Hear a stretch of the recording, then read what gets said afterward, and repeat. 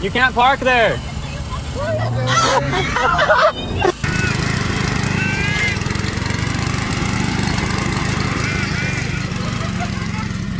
Hello, Mr. George.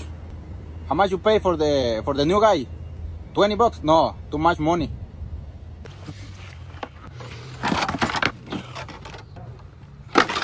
Oh, this guy's having a bad day. There's his truck, the gate's open, and there's his lawnmower.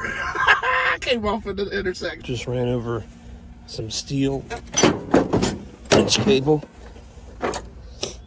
I still got all this to mow.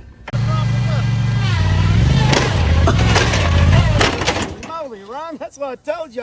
Y'all might as well just fire me. I ain't gonna lie, I don't even know how the fuck I did some dumbass shit like this. Yeah, this might be my last motherfucking day.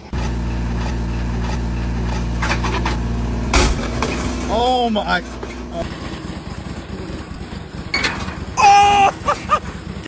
This is why we don't drink and mow grass. And this is why we can't have nice fucking things.